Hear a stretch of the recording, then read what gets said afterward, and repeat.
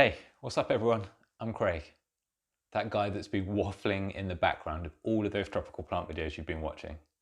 I am massively grateful that you've been helping me grow this channel, and I think it's about time I got in front of the camera. Now, I am not comfortable doing this whatsoever, but here goes.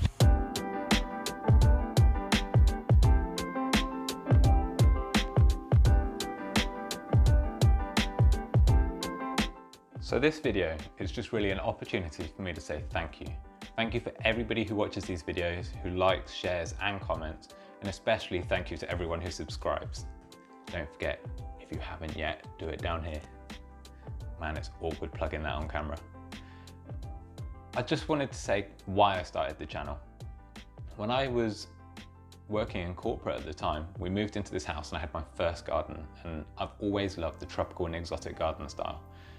And I had an opportunity to make one for myself, and I just started it, and my old job was in video production. I used to make content for brands to upload onto YouTube, and that skill set sort of passed over. And when I was doing my garden, I just thought it would be cool to document it and share it online. And man, it surprised me how many people followed along in those early days. And I know some of you watching this video will have been there back then, and comment below and let me know if you're one of them.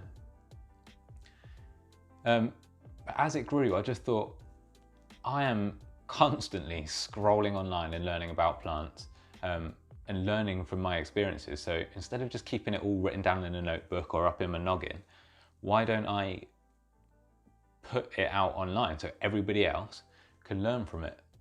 And I set up the website and started making plant profiles for all of the plants that I've seen and photographed, so that everybody else can share that knowledge. I mean, what's the point of me just keeping it in my head?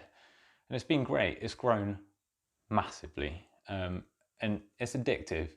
You can see from the plants I've got here and the garden that you've all seen. You just want to keep buying more and more plants and learning more and more about plants. So going forwards, what's the future for the channel?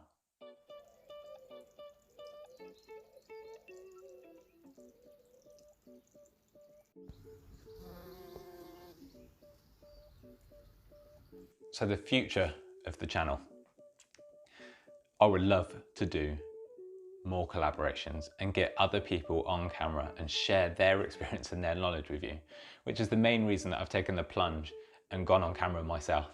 It's going to be so hard to interview people and just be the voice behind the camera. At least now I can go and film us having a conversation. There's people near me that grow air plants. There's people growing caladiums, begonia specialists, and I want to go and visit these nurseries and these hobbyists and share it with you. I'm obsessed with sharing. It just makes me feel good, and everybody, especially in the plant world, they're so generous with their knowledge, and I just want to do my bit. So that's the plan going forwards. I'm going to carry on growing my own plants, growing my own garden, house plants, doing propagation, and I'm going to do a lot more how-to videos. Believe me. They've worked really well on YouTube, and they're great. People find the how-to videos and then they come and join this community that we're growing that's called now the Tropical Tribe.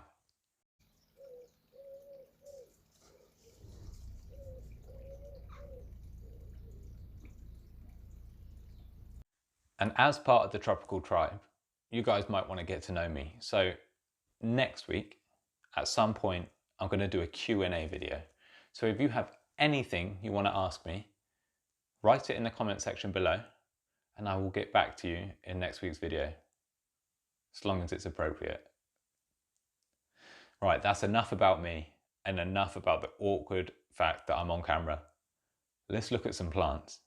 And this week, I've taken delivery of some cane begonias, which I'm going to grow as houseplants, and once they get big enough, I'll propagate them, and then I can experiment using some of them outdoors as summer bedding. So the first begonia is this lovely speckled leaved one. It's called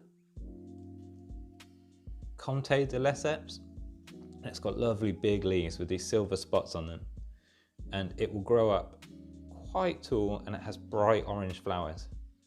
Now a similar leaved one, but much smaller, is this one, ALBOPICata rose. So similar to this, smaller leaves, but this one has got delicate pink flowers, and you can see the cane type stem is starting to form here. And it's already branched out. As it gets taller, and this is the same for all of these plants, I'm going to pinch out the growing points just to get it to bush out, and it will just create a healthier looking, fuller plant. This begonia is called DAWNAL MEYER, I think. Yes. I like this one because it's got a lovely red underside to the leaves, and all of the new leaves have this coppery colour. And when it's planted with other plants and other begonias, that coppery colour just sort of gets exaggerated. I like plants like this. I like different leaf colours. I think I like that more than I like flowers. The subtle contrast in leaf colours just give that lush, jungly look. This one, another cane begonia, is called Down Home.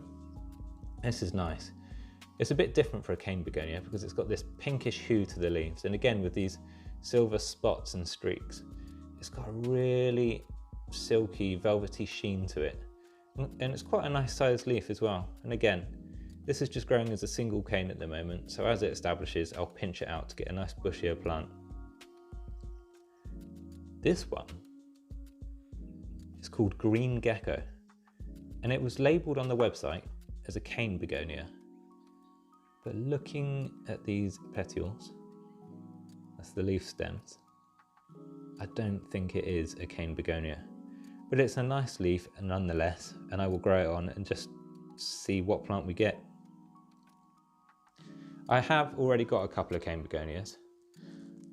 One is this Luxurians, which has lovely palm tree looking leaves. This one's very small. The leaf can get enormous, and the whole begonia can grow up to 6 foot. There's one at work which is 6-7 foot tall, and it's beautiful. So one day I've got to pot this up because it's only got that tiny pot there. Mine might get that big, and I need to pinch it out because the stem is just one long single stem, and it's not the prettiest looking plant.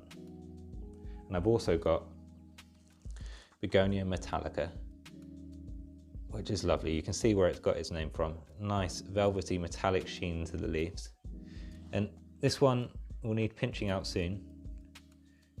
There we go. But it's got nice hairy stems, and it's just starting to branch out down here. And I've had this one and the Luxurians the longest. But I'm finding the cane begonias are much easier to grow. I've got a real habit of killing Rex begonias, and the only Rex begonias that I've got before the new Green Gecko one, I've put outside, and they're actually enjoying a bit of spring rain. So long as the nighttime temperatures don't get too cold, we'll be okay. Oh, and there's a little treat. Look at this. It's a new Impatiens I got. It's lovely pink midribs down the middle of the leaves. And let's see if we can find a flower. There we go. How cool is that?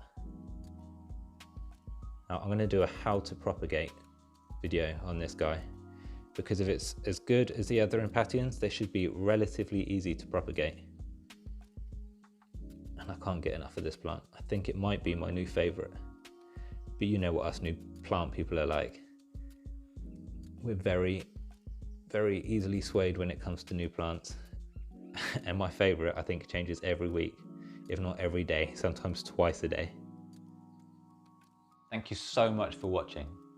In the coming weeks, I'll be making a how-to video about growing these caladiums from tubers. I filmed every stage of the process so that you can follow along.